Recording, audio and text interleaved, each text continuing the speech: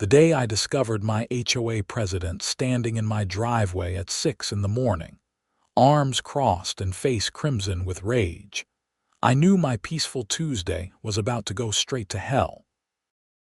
I had just grabbed my coffee mug and was looking forward to a quiet morning reviewing blueprints for my current renovation project when I spotted her through the kitchen window. Patricia Henderson, a 52-year-old woman with a short blonde bob that seemed permanently styled to complement her perpetual scowl, was the kind of person who measured her property lines with a laser level and kept a 3-ring binder of neighborhood violations color-coded by severity. She wore a puffy winter coat that made her look like an angry marshmallow, and her breath created little clouds of vapor in the frigid January air of Naperville, Illinois. I'm Ethan Foster, and I've lived in the Meadowbrook Heights subdivision for 3 years now. I'm a contractor who specializes in historic home restoration, which means I keep odd hours and drive a truck that Patricia has complained about no fewer than 17 times, because apparently it's not aesthetically pleasing for the neighborhood. My house sits on the corner of Elmwood Drive and Maple Street, a position that I'd later learn was the source of all my current problems. I opened the front door, still in my flannel pajama pants and a University of Illinois sweatshirt. "Patricia, it's 6 in the morning. What's going on?" "What's going on?" Her voice hit that particular pitch that only a truly dedicated HOA president can achieve, somewhere between a shriek and a demand. "What's going on is that you've neglected your responsibilities to this community, Ethan.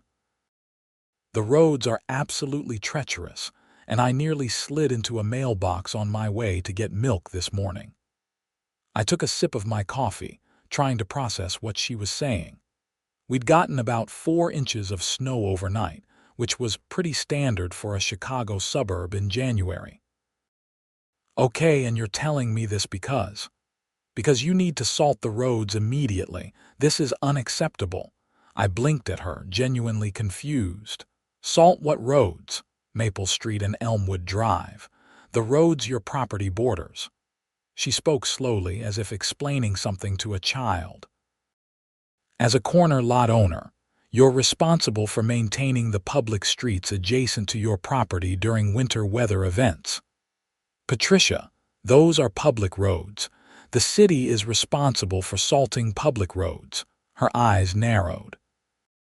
"I suggest you review your HOA covenant documents, specifically Section 12, subsection 4. Corner lot owners have additional maintenance responsibilities." "I've read the covenants. There's nothing in there about salting public streets. That's completely insane." "I'm not going to stand here and argue with you in the cold." She pulled out her phone and started typing furiously with her gloved fingers. "If you refuse to fulfill your obligations, I'll have no choice but to take appropriate action." "What appropriate action?" She looked up from her phone with a satisfied expression.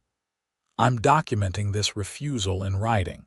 You'll be receiving a formal violation notice, and if you continue to neglect your duties, we'll be forced to involve the authorities." "The authorities? You mean the police, if necessary." She spun on her heel and marched back down my driveway, nearly slipping on a patch of ice in the process, which would have been satisfying if I wasn't so annoyed.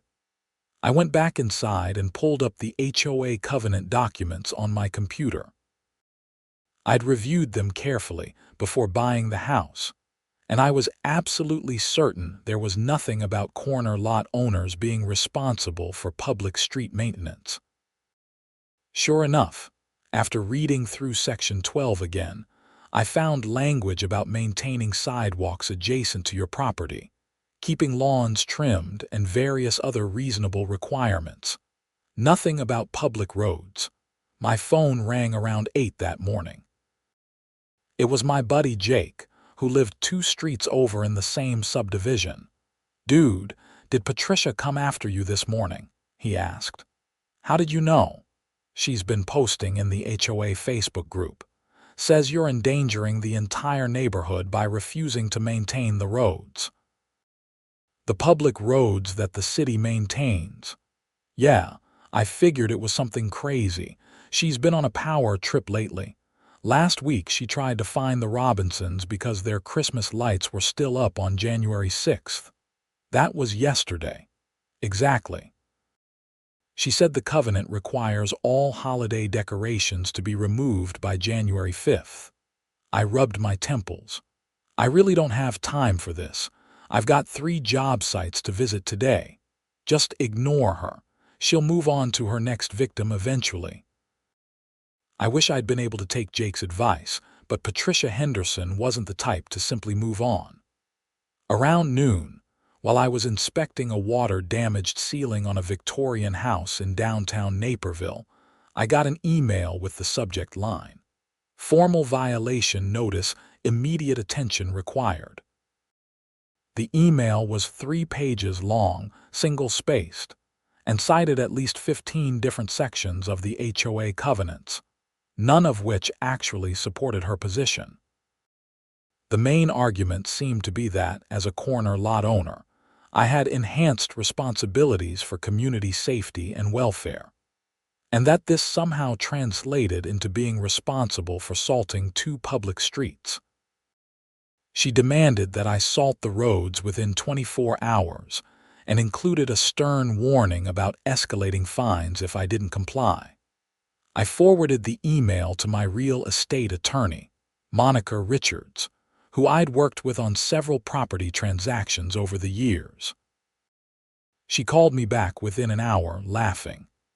"This is the most ridiculous thing I've ever read, and I once had a client who got sued because his neighbor claimed the color of his house gave her migraines. So I'm right. I don't have to salt public roads. Ethan, listen carefully. You don't just not have to salt public roads. You legally cannot take responsibility for maintaining public roads. That's the city's job. If you started salting public streets and someone slipped and got hurt, you could be held liable. The city of Naperville has specific contracts and procedures for road maintenance. Your HOA president is completely out of her mind. Can she fine me for this? She can try, but you'd win in court instantly. In fact, if she keeps harassing you about this, you might have grounds for a lawsuit against the HOA for abuse of authority." I felt relieved but also frustrated. I just want to be left alone to live in my house and do my job. Document everything. Save all emails. Take notes of any in-person interactions, and if she keeps pushing, we'll send her a cease and desist letter. That afternoon, I got back to my house around 4 to find a bright orange violation sticker plastered on my front door. It was the kind of thing you'd see on an abandoned building, except this one said, "HOA violation remedy required" in bold letters. I peeled it off, noting that it had left a sticky residue on my recently refinished door. I was taking photos of the residue when my neighbor from across the street, an elderly man named George, walked over. "She got you too, huh?" he said. "You got one of these last month. She said my garage door needed repainting because there was a small scratch on the bottom panel. A scratch you could only see if you were lying on the ground looking for it. Did you repaint it?" "Hell no." I told her I'd see her in court. She backed down eventually, but not before making my life miserable for 2 weeks. She's been getting worse lately. I think the power has gone to her head. "Has anyone tried to vote her out?" George shook his head. "She controls the board. Her friend Deborah is the treasurer, and her sister Susan is the secretary. They run everything like it's their personal fiefdom.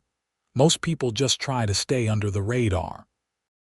That evening, I drafted a careful response to Patricia's email, explaining that public roads were the city's responsibility and that I would not be salting them. I kept the tone professional and even included citations to Illinois state law regarding municipal responsibilities for road maintenance. Her response came at 10 p.m. Your refusal has been noted. Further action will be taken. I went to bed hoping that would be the end of it, but I should have known better. The next morning, I was woken up at 7 by my doorbell ringing insistently. I stumbled downstairs to find two Naperville police officers standing on my porch. Behind them, parked on the street with her window down so she could watch, was Patricia in her silver Lexus SUV. "Ethan Foster?" the first officer asked. He was a young guy, probably late 20s, with a name tag that read Officer Martinez. "That's me. What's this about?"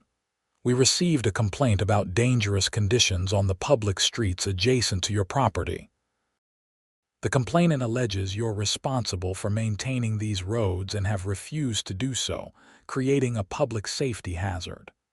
I looked past the officers at Patricia, who had a smug expression visible even from 50 feet away. "Officers, those are public roads. The city is responsible for maintaining public roads, not private citizens." The second officer, an older woman named Officer Chen according to her badge, pulled out a notepad. "Can you explain the situation from your perspective?" I invited them inside and made coffee while explaining the entire situation. I showed them Patricia's emails, the HOA covenant documents, and even pulled up the City of Naperville's official website showing the snow removal schedule and procedures. Officer Martinez read through everything carefully while Officer Chen radioed dispatch to check on the city's snow removal status for our area. After about 15 minutes, they seemed satisfied. "Mr. Foster, you're absolutely correct," Officer Martinez said. "Maple Street and Elmwood Drive are public roads maintained by the city. The city's snow removal team cleared and salted both streets yesterday afternoon. You have no legal responsibility or authority to maintain public roadways. Can you explain that to Patricia? We'll speak with her now." I watched from my window as both officers approached Patricia's vehicle. The conversation lasted about 5 minutes, and I could see Patricia's animated gestures even from inside my house. She was clearly arguing with them, pointing at my house repeatedly.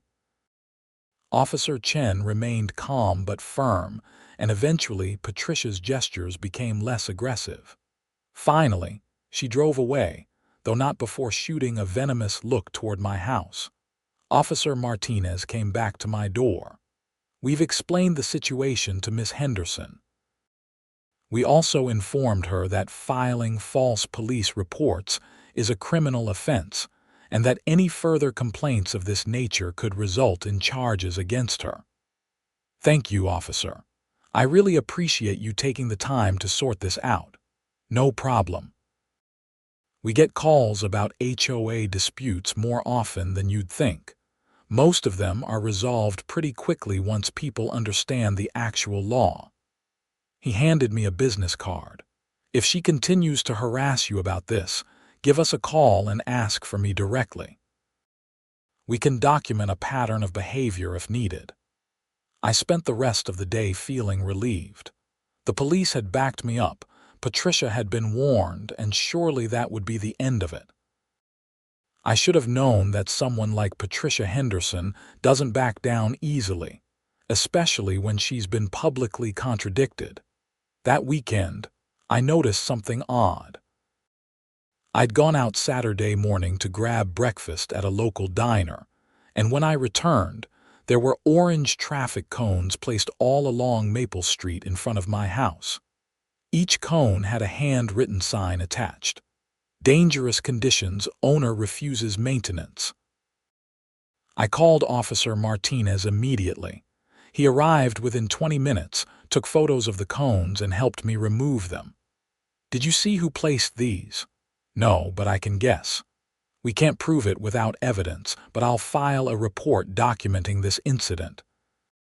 If it happens again, try to get security camera footage if possible."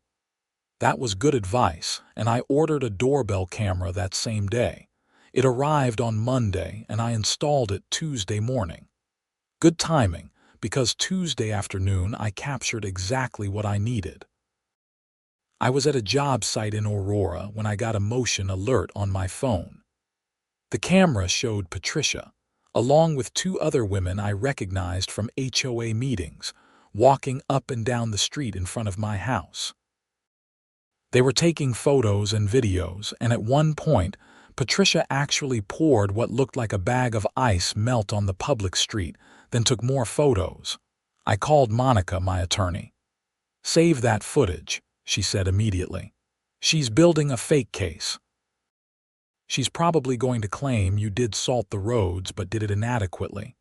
That's insane." "Yes, but it's also actionable. We can use this as evidence of harassment. I'll draft a cease and desist letter today." The letter was delivered to Patricia via certified mail on Wednesday.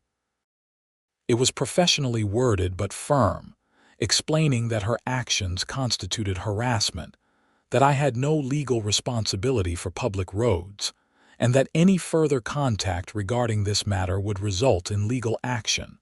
I thought that would finally end things. It didn't. Friday afternoon, I received an email from the HOA board scheduling a special hearing for the following Tuesday evening. The subject of the hearing: Ethan Foster's continued violations of community safety standards. I forwarded it to Monica immediately. "Can they do this?"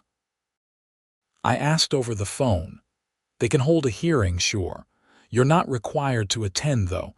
If I don't attend, won't they just fine me anyway?" "Probably.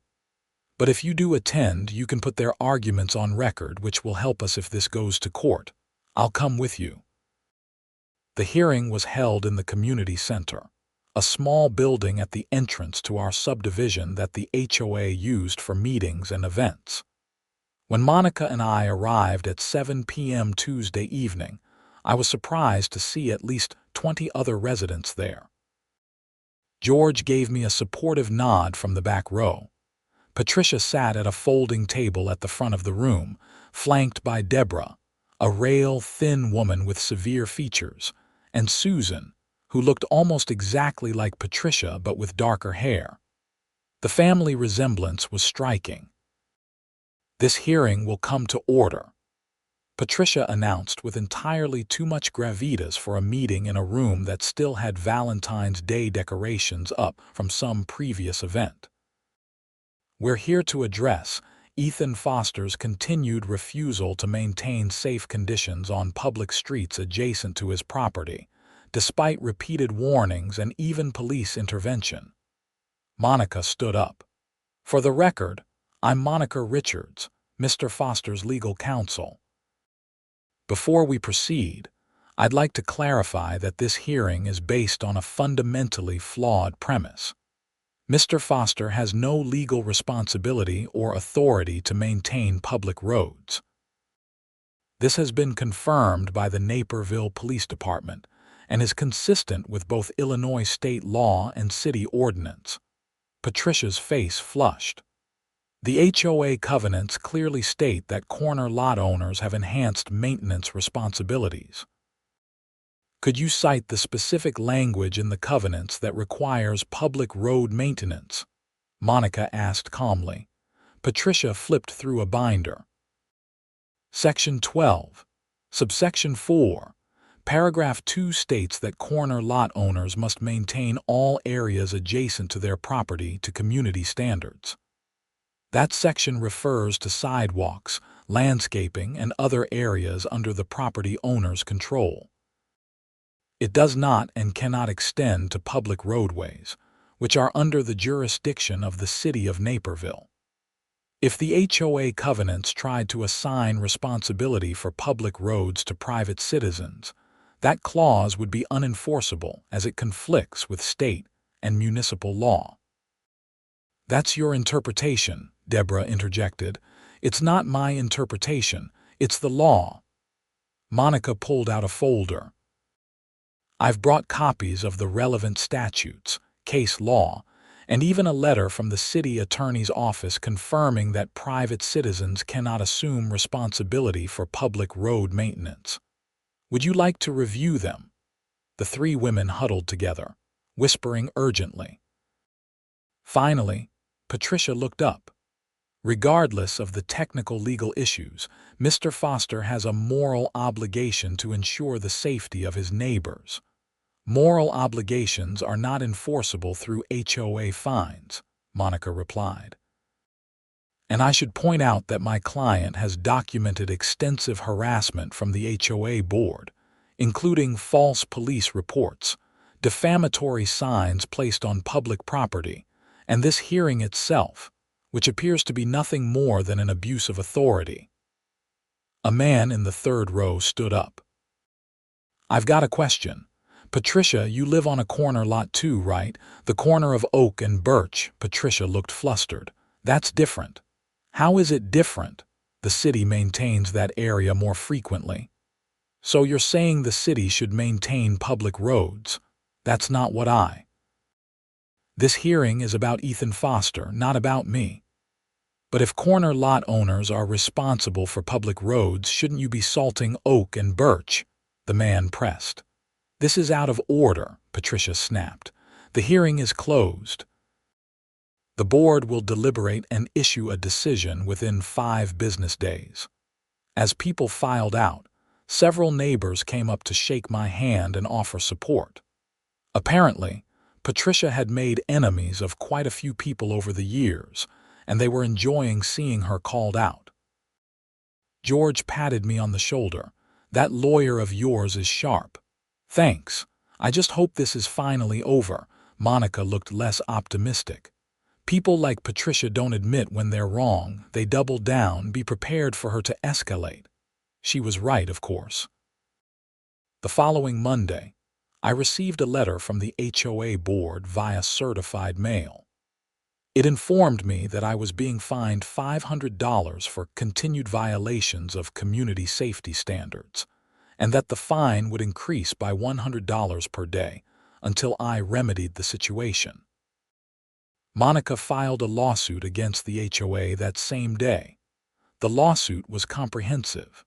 It sought an injunction against the fines, damages for harassment, and a court order clarifying that the HOA had no authority to require maintenance of public roads.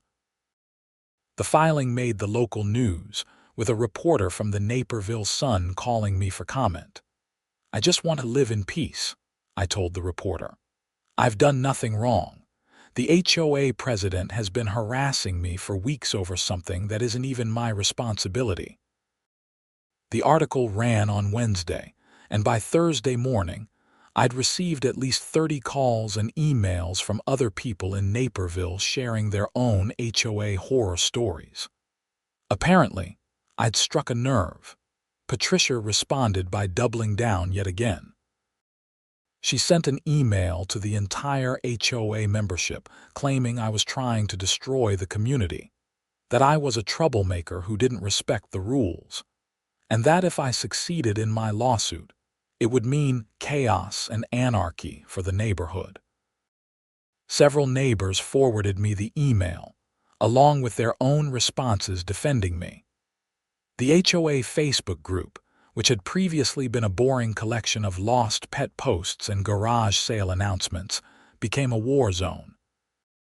People were arguing about property rights, HOA authority, and Patricia's leadership. Some members called for her resignation. Others defended her, though they seemed to be a small minority. The court date for the preliminary injunction hearing was set for 3 weeks out. In the meantime, Monica advised me to continue documenting everything and to avoid any direct contact with Patricia.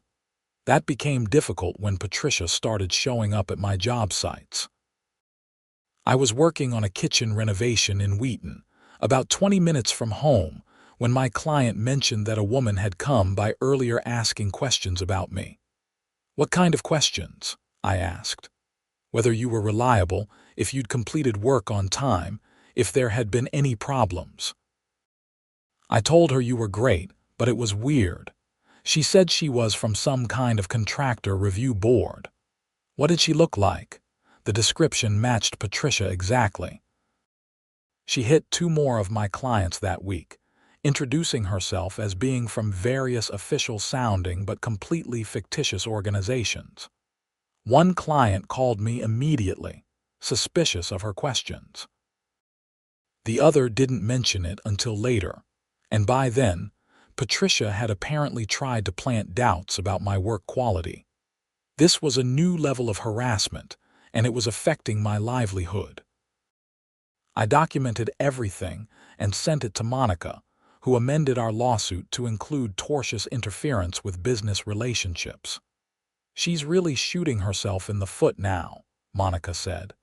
"This goes way beyond an HOA dispute. She's trying to damage your business." The preliminary injunction hearing was held on a Thursday morning in DuPage County Circuit Court. Judge Raymond Taylor, a stern-looking man in his early 60s, reviewed the materials both sides had submitted. Patricia had hired a lawyer, a nervous-looking guy named Dennis Keller, who seemed to realize his client didn't have a case. He made a half-hearted argument that the HOA had broad authority to maintain community standards, but he couldn't cite any legal authority for requiring residents to maintain public roads. Monica, on the other hand, came prepared with statutes, case law, and even an expert witness from the city of Naperville's Public Works Department who explained in detail why private citizens cannot and should not maintain public roads. Judge Taylor listened to both sides, asked a few pointed questions, and then made his ruling. "I'm granting the preliminary injunction. The HOA is enjoined from collecting or attempting to collect any fines related to the maintenance of public roads. Furthermore, I'm ordering the HOA to cease all contact with Mr. Foster regarding this matter. Ms. Henderson, I've reviewed the documentation of your actions, including the false police reports and interference with Mr. Foster's business. If I were you, I'd consider this a warning. Any further harassment will result in sanctions." Patricia looked like she'd been slapped. Her lawyer quickly ushered her out of the courtroom before she could say anything that would make things worse. I thought that would finally be the end of it. Judge Taylor had ruled in my favor. The HOA couldn't find me, and Patricia had been officially warned. Surely even she would have to accept defeat now. But I underestimated just how far Patricia was willing to go. 2 weeks after the hearing, I woke up to find my truck's tires slashed. All 4 of them, along with a crude message keyed into the driver's side door. "Salt the roads." I called the police immediately. Officer Martinez came to take the report, and he looked grim as he photographed the damage. "This is vandalism and possibly criminal threatening," he said. "Do you have any idea who did this?" "I have a pretty good idea, but I don't have proof." "Does your doorbell camera cover the driveway?" "No, just the front entrance." "I'd been meaning to install additional cameras but hadn't gotten around to it. I'll file a report." Make sure you keep all documentation of your disputes with the HOA. If there are any more incidents, we may be able to establish a pattern. The damage cost me $1,800 to repair, and I lost 2 days of work getting it sorted out. Monica advised me to add this to our ongoing lawsuit. But things got worse before they got better. The following week, someone called in a false building code violation to the city, claiming I was running an illegal business out of my home. An inspector came by, looked around, and quickly determined there was nothing wrong. But it was another hassle, another disruption to my life. Then someone reported my dog to animal control, claiming he was aggressive and had bitten a child. I don't have a dog. Animal control was apologetic but still had to follow up on the complaint. Someone called the fire department claiming they'd seen smoke coming from my house. There was no smoke. Over the course of 3 weeks, there were 7 false reports made about my property to various city departments. Each one had to be investigated, and each one wasted my time and the city's resources. Officer Martinez started tracking the reports. All of these calls are coming from burner phones or anonymous tips. We can't trace them directly, but the pattern is clear. Someone is trying to make your life miserable. It's Patricia. It has to be. I believe you, but we need proof. Have you considered installing more security cameras? I installed a complete security system that weekend. Cameras covering the driveway, backyard, and both sides of the house. It was expensive, but I needed protection. The cameras paid off within a week. At 2 in the morning on a Tuesday, my phone buzzed with a motion alert. I pulled up the camera feed and watched as Patricia, dressed in dark clothes, walked up my driveway carrying what looked like a can of spray paint. I called 911 immediately while keeping my eyes on the camera feed. Patricia was spraying something on my garage door. I couldn't make out the words from the camera angle, but she was taking her time, making sure the message was clear. I stayed on the line with the dispatcher, giving a play-by-play of what I was watching. She's still there. She's taking photos of what she just painted. Now she's walking back toward the street. 2 patrol cars arrived within 5 minutes, blocking both ends of the street. Officers Martinez and Chen were among the responding officers. They found Patricia trying to get into her car, which she'd parked 2 houses down from my porch. I watched as they questioned her. She was animated, gesturing wildly, clearly trying to explain herself. One officer walked up to photograph my garage door while another spoke with Patricia. The message she'd painted in bright red letters was, "Lazy criminal refuses to help neighbors." Officer Martinez came to my door. "We've arrested Miss Henderson for criminal damage to property and trespassing. Your camera footage is excellent evidence. We'll need a copy for the case file." "Absolutely. Thank you for responding so quickly. We take this stuff seriously, especially with the documented pattern of harassment. She's probably going to spend the night in jail and she'll be arraigned tomorrow." I called Monica even though it was 2:30 in the morning. She answered on the 3rd ring, sounding alert. "She did what?" Monica asked after I explained. "Spray painted my garage door. The police caught her red-handed and they've arrested her." "Perfect. This changes everything. Criminal charges, documented evidence, and she violated a court order by having contact with you. I'll be at the arraignment tomorrow." I tried to go back to sleep but couldn't.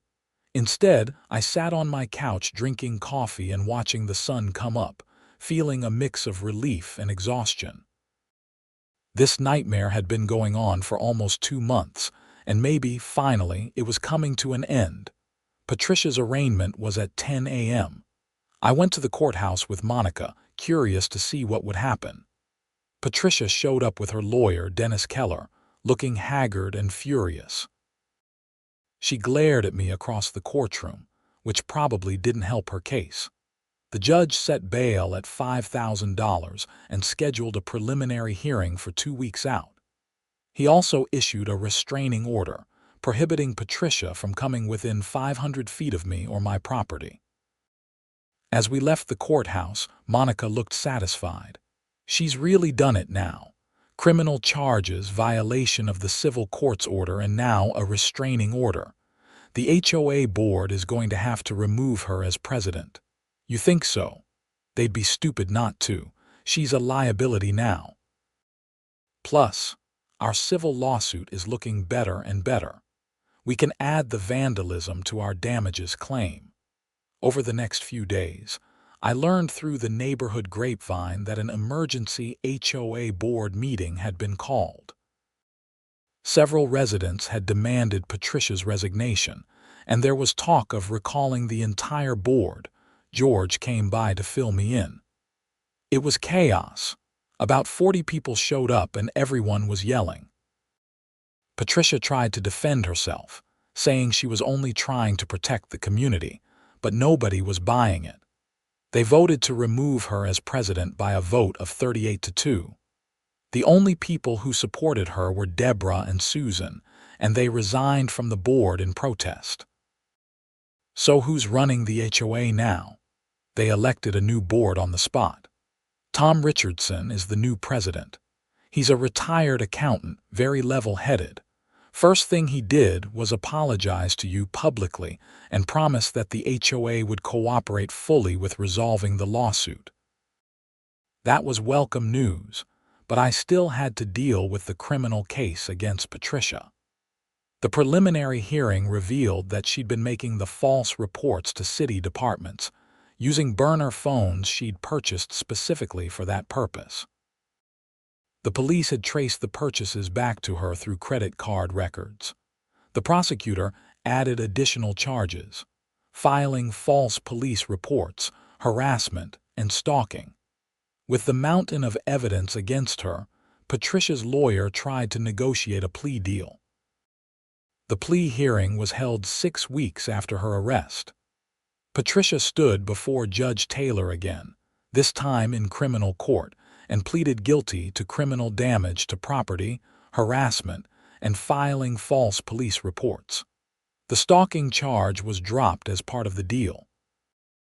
Judge Taylor sentenced her to 1 year of probation, 200 hours of community service, mandatory anger management counseling, and ordered her to pay restitution for the damage to my truck and garage door, plus the cost of my security system installation.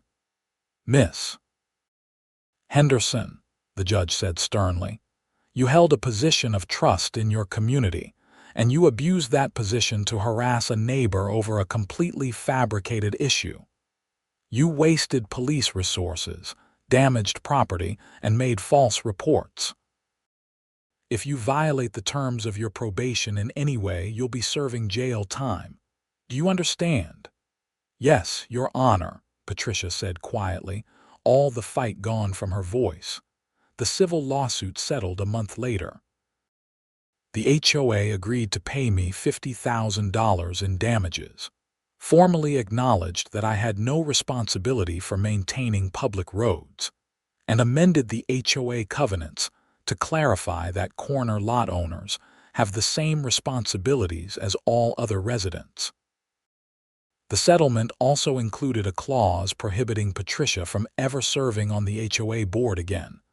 Tom Richardson, the new HOA president, personally delivered the settlement check and apology letter. I'm sorry for everything you went through, he said, shaking my hand on my front porch. Patricia's behavior was completely out of line. We're working on rebuilding trust in the community and making sure this kind of abuse never happens again.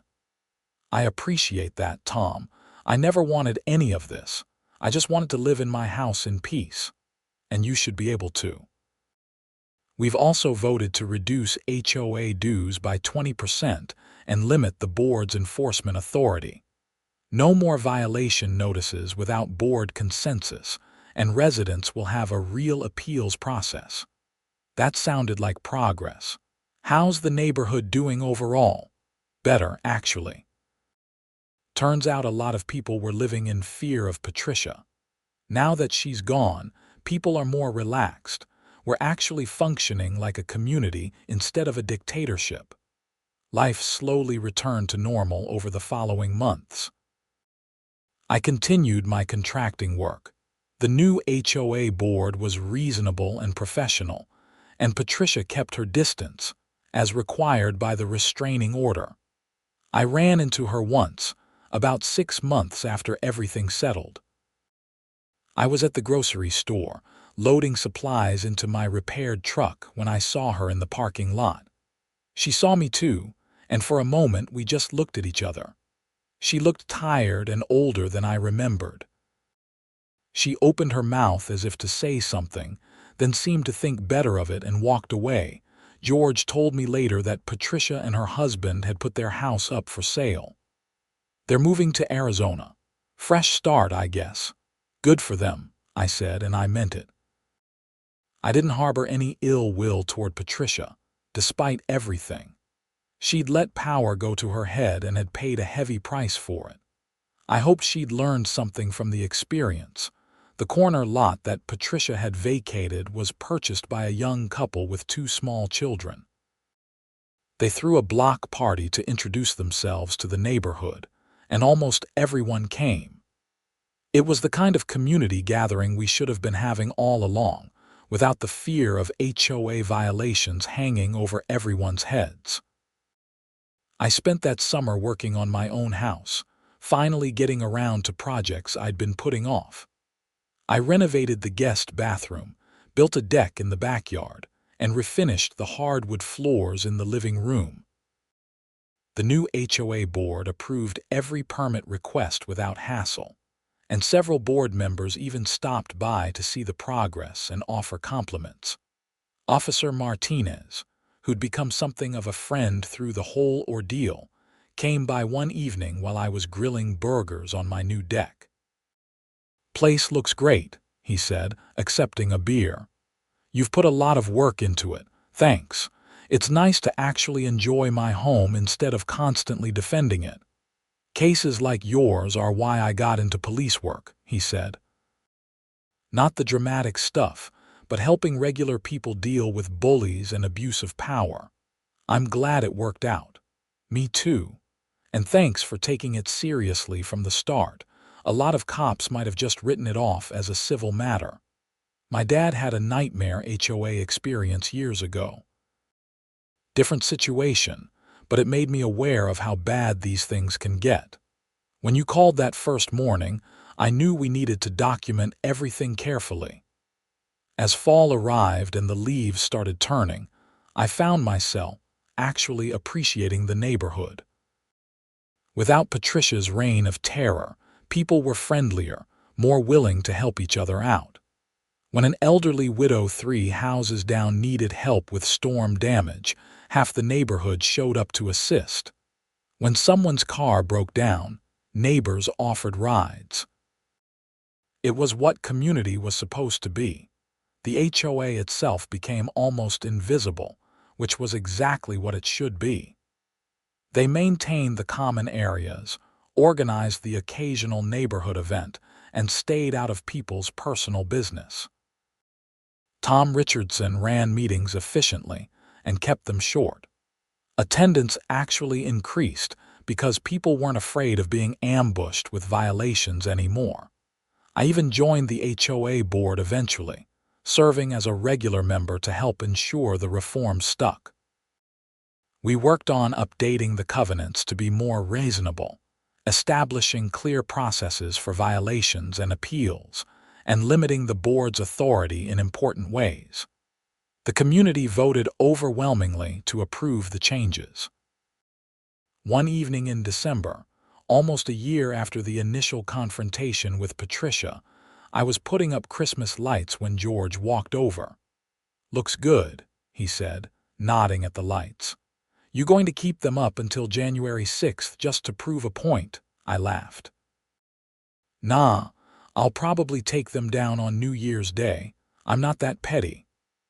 "You handled that whole thing with Patricia better than most people would have," George said. "A lot of guys would have lost their temper, maybe done something stupid. You kept your cool and let the system work." "I had good advice from Monica and support from neighbors like you. I don't think I could have gotten through it alone." "Well, the neighborhood is better off for it. We all learned something about standing up to bullies." As winter deepened, and we got our first major snowstorm of the season, I watched from my window as city snowplows cleared Maple Street and Elmwood Drive, just as they were supposed to, just as they always had. The whole nightmare had started over something that was never my responsibility in the first place, but it had exposed deeper problems in how our community functioned. I thought about Patricia sometimes, wondering if she was happier in Arizona, if she'd found a way to channel her energy into something positive instead of destructive. I hoped so. People can change, and everyone deserves a second chance.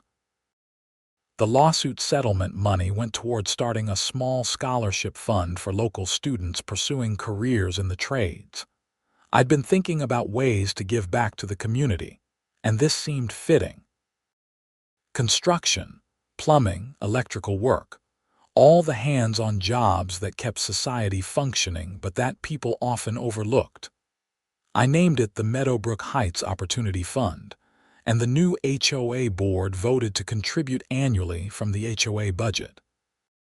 The first scholarship was awarded the following spring to a high school senior who wanted to become an electrician. His name was Marcus, and he reminded me of myself at that age, eager to work with his hands and build things. At the award ceremony, held in the same community center where my hearing had taken place, Marcus gave a short speech thanking the community for the support. "This means I can start my training without going into debt," he said. "I'll be able to begin my career helping people, and that's all I've ever wanted to do."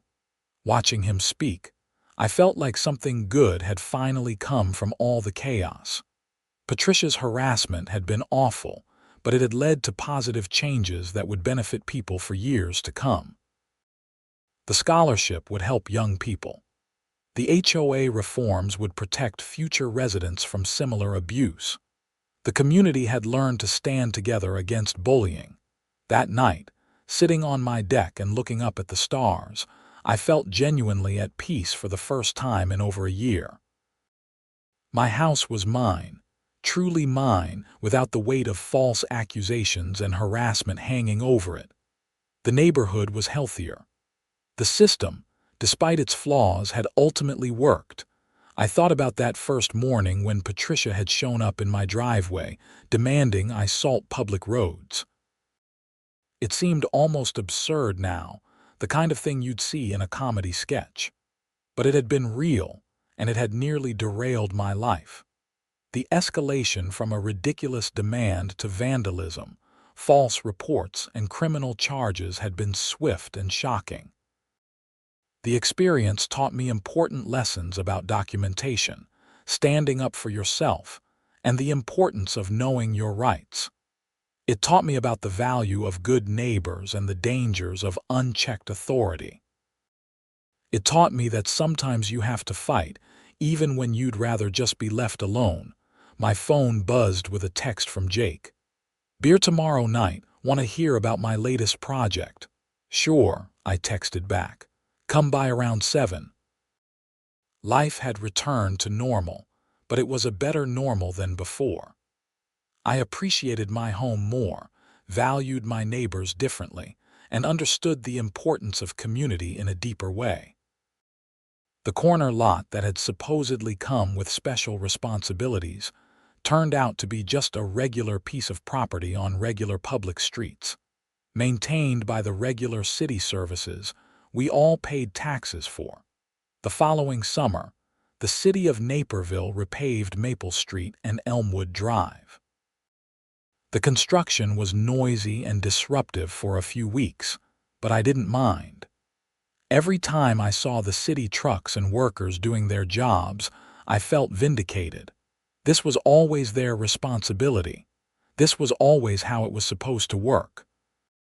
On the day they finished, the foreman knocked on my door to let me know they were done. "New surface should last 15-20 years, he said, "and we improved the drainage so you shouldn't see as much ice formation in winter." "That's great, thank you." "You're the guy who had that HOA thing, right? My buddy told me about it. That was crazy." "Yeah, it was definitely an experience." "Well, for what it's worth, you were right. We maintain these roads. Always have, always will. I don't know what that lady was thinking." After he left, I walked out to look at the fresh pavement. It was smooth and black with crisp yellow lines down the center. Official, professional, maintained by the people whose job it was to maintain it. I never saw Patricia again. I heard through George that she and her husband had bought a condo in Scottsdale and seemed to be enjoying retirement. I hoped that was true. I hoped she'd found peace and learned from what happened. Mostly, I hoped she wasn't terrorizing a new HOA in Arizona. The restraining order expired after 2 years, but it didn't matter. She was gone, and even if she came back, she had no power anymore. The reforms we'd implemented in Meadowbrook Heights had made it nearly impossible for any one person to wield the kind of authority Patricia had abused. Tom Richardson served as HOA president for 3 years before passing the role to someone else. The transition was smooth and professional, nothing like the drama of Patricia's removal. The new president, a woman named Jennifer who worked as a project manager for a tech company, brought fresh ideas about community engagement and transparent governance. I eventually stepped down from the board myself, feeling that I'd done my part to establish good practices. My contracting business continued to grow, and I took on more ambitious restoration projects. One of them was featured in a local magazine, with photos of my own house included as an example of my work. The article mentioned, briefly, the HOA lawsuit. Foster's personal experience with unreasonable HOA demands taught him the importance of knowing your rights as a property owner, the reporter wrote. He advises homeowners to carefully review all covenant documents before purchasing and to document any disputes that arise. That was good advice, and I hoped people took it seriously. HOAs can be beneficial when run properly, providing valuable services and maintaining property values. But they can also become vehicles for petty tyrants if there aren't proper checks and balances in place. Years passed and the whole incident faded into neighborhood lore. New residents would hear the story and shake their heads in disbelief. Someone actually tried to make you salt public roads. That's insane. Yeah, I'd say. It was insane, but it taught me a lot, and it had. It taught me about resilience, about standing up for yourself, about the importance of documentation and good legal advice. It taught me that sometimes the system works, even when it seems broken. It taught me that communities are stronger when people stand together against bullies. Most importantly, it taught me to appreciate the simple things. A quiet morning with coffee, a home that's truly yours, neighbors who wave instead of glare, public streets maintained by public workers as they should be. I still live in that corner lot house on Elmwood Drive and Maple Street. I still watch the city snowplows clear the roads every winter. I still appreciate every peaceful day without harassment or false accusations. And I still remember that morning when Patricia showed up in my driveway, setting off a chain of events that changed my life and my community. The garage door has been repainted. The truck has been repaired. The security cameras still run, but mostly they just capture footage of neighbors walking dogs and kids playing. Normal, peaceful, boring footage. Exactly what life should be. Sometimes I'll be working on a project, cutting boards or mixing mortar, and I'll think about how close I came to just giving in to Patricia's demands. It would have been easier in the moment to just buy some salt and sprinkle it on the road, but it would have been wrong. It would have established a precedent, admitted responsibility for something that wasn't my responsibility, and potentially opened me up to liability. Standing up to her was the right choice, even though it was hard, even though it cost money and time and stress. Because some things are worth fighting for, and truth is one of them. The scholarship fund continues to grow. We've helped 6 students so far, and we're planning to expand to 2 scholarships per year starting next cycle. The community center has a small plaque recognizing the major donors, and my name is on it. But that's not why I do it. I do it because these kids deserve a chance, and because the community that stood by me deserves to see something positive come from all that negativity. On quiet evenings, when I'm sitting on my deck watching the sun set, I sometimes raise a beer to toast the universe for good outcomes and hard lessons learned. Patricia Henderson tried to make my life hell over a fabricated responsibility, but in the end, she made the community stronger and my own appreciation for home deeper. The roads get salted every winter by city workers. The HOA functions smoothly with proper oversight. The neighbors look out for each other. And I live in peace in my corner lot house, finally able to enjoy the home I worked so hard to buy and maintain. That's how it should be. That's how it always should have been. And thanks to standing up for what was right, that's how it will continue to be for years to come. The lesson was expensive and stressful, but it was worth it. Justice isn't always swift, but when it comes, it's sweet.